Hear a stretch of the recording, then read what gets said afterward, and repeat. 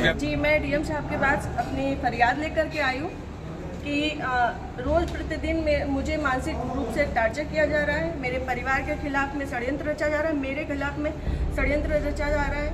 और ये षड्यंत्र के सूत्रधार जो है वो आदरणीय हमारे पूर्व सांसद सुब्रत पाठक जी हैं, जिन्होंने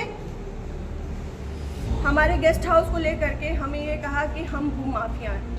मैं आप सब लोगों को ये बात को अवगत करा देती हूँ कि हमारी जितनी भी ज़मीनें हैं 35-40 बीघे से ज़्यादा ज़मीन नहीं, और जिसमें हम मेरे खुद के नाम पे सिर्फ 3 बीघे ज़मीन है। और 3 बीघे ज़मीन वाली महिला कैसे भू माफिया हो सकती है? और 35-40 बीघे की ज़मीन में हम मेरे ससुर साहब, मेरी सासू माँ, मेरे हस्बैंड और मेरे देवर देवरानी 6 लोग आते हैं। इतनी सी ज़मीन में कैसे लोग भू माफिया हो जाते हैं? जो ये बड़ा उससे कह रहे हैं कि चपुन्ना के भू माफिया। और रही बात मेरे गेस्ट हाउस की, राधा रानी गेस्ट हाउस की, तो आज इन्हें ये पर लग रहा है कि वो हमने सरकारी भूमि में बनाया है, अवैध ज़मीन पे कब्जा किया है। तब क्यों नहीं लग रहा था जब 5 साल से उसी में दावतें खा रहे थे, भारतीय जनता पार्टी की मीटिंगें कर रहे थे, हमारा पैसा खर्च करवा रहे थे, रोज मीटिंगें हो रही थी, तब क्यों नहीं ये आपको लग रहा था? आप पूर्व सांसद के ऊपर एक आरोप लगा रहे हैं, आप भी बीजेपी के कार्यकर्ता? मैं बीजेपी की कार्यकर्ता हूँ और बीजेपी में ही काम करती हूँ शुरू से लेके लास्ट तक, जब तक मेरा जीवन मुझे अलाउ करेगा, जब तक ये कन्नौज के नेता मुझे सहज भारतीय जनता पार्टी में रहने देंगे, तब तक मैं भारतीय जनता पार्टी के लिए सदस्य हूँ। पार्टी में आपने मैंने ये इस विषय के बारे में यहाँ से लेके प्रदेश अध्यक्ष तक को सबको सारी बातें पता है, और आज से नहीं पता है, ये पिछले 2 सालों से पता है। मेरे पिताजी, मेरे ससुर साहब, मेरे हस्बैंड, मेरे हम सब लोगों के लिए हत्या तक का मतलब षड्यंत्र रचा जा चुका है, और विगत के चुनाव के निर्णय के बाद ही रचा। पिछली 4 जून को रिजल्ट आया है, पिछली 3 जून को ये हमारे गांव गए थे। हमारे गांव जाकर के इन्होंने, हमारे राइवल्स हैं जो, उनके घर जाकर के इन्होंने 2 घंटे की बैठक रखी जिसमें षड्यंत्र रचा गया। और उसके बाद ही उसी दिन इनके एक प्रमुख कार्यकर्ता कहिए, चमचे कहिए, कुछ भी कहिए, वो जीतू त्रिपाठी, उन्होंने मेरे ससुर साहब को फ़ोन किया, जिसकी मैं रिकॉर्डिंग आप सबको भेजूंगी और चाहूँगी कि मीडिया में आप चलाएं। उन्होंने मेरे ससुर साहब को धमकी दी कि अगर चपुन्ना चुनाव नहीं जीता तो आपको 4 तारीख के बाद देख लिया जाएगा।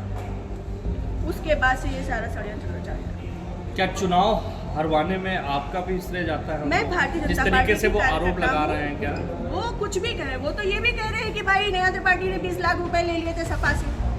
वो तो उनका मुंह है, कुछ भी कह सकते हैं। पर मैं भारतीय जनता पार्टी की कार्यकर्ता हूँ और सभी लोग सोशल मीडिया जानते हैं, चलाते हैं, सभी लोग मेरी आईडी में देख सकते हैं कि मैंने किस तरीके से काम किया है। मैं सुब्रत पाठक के लिए काम नहीं करती, मैं भारतीय जनता पार्टी के लिए काम करती हूँ। आपने प्रशासन और पुलिस से शिकायत की? जी, मैंने पिछली 25 तारीख को प्रशासन पुलिस से शिकायत की थी, जिसमें सीओजी की टीम गठित है और अभी तक कोई भी पकड़ा नहीं गया। क्या मानती है पुलिस?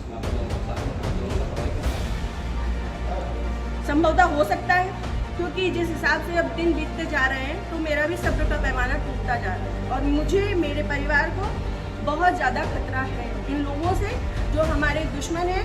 चूँकि सुब्रत पाठक जी ने, हमारे जो राइवल्स हैं, सभी आजीवन कारावास के मुजरिम हैं। सभी आजीवन कारावास के मुजरिम में, मैंने इसमें लिख के भी दिया है।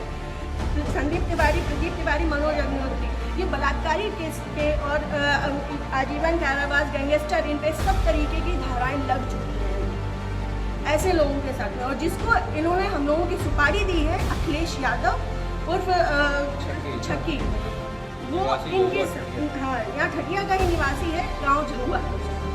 वो इन लोगों के साथ में, सुब्रत पाठक के साथ में भी जेल में रहा है और इन लोगों के साथ में भी जेल में रहा है और अभी फरार है। और इन लोगों की मोटरसाइकिल भी उनके पास है, अभी तक वो भी बरामद नहीं हुई है। ये लोग सिर्फ मेरा मानसिक, शारीरिक और चारित्रिक शोषण करते आ रहे हैं 2 साल से। मैं 3 साल से मैं बहुत ज़्यादा परेशान हो चुकी हूँ। अब ये चीज़ें नहीं होंगी। आज आपने जिलाधिकारी से बातचीत की, क्या उन्होंने आश्वासन दिया? उन्होंने मुझे पूर्ण आश्वासन दिया है कि इस पे निष्पक्ष जांच होगी, क्योंकि हमारे पास रिकॉर्ड्स भी हैं हमारे पास सबूत भी हैं और बहुत सारी चीज़ों के सबूत हैं। समय आने पे मैं वो सब आपके सामने रखूँगी। जिले में जो भी भ्रष्टाचार हो रहा है, जो जिला पंचायत में भ्रष्टाचार हो रहा है, जो ब्लॉक प्रमुख में भ्रष्टाचार हो रहा है, ब्लॉक में भ्रष्टाचार हो रहा है, वो सारी चीज़ें मैं आप सब लोगों के सामने रखूँगी। अगर आपकी सुनवाई आज नहीं होती तो आगे क्या कदम उठाएंगे आप? मैं आप लोगों का सहारा लूँगी और आप लोगों का सहयोग, मुझे पूर्ण विश्वास है कि मेरे साथ हमेशा रहेगा और मैं इस पे अपनी अंतिम सांस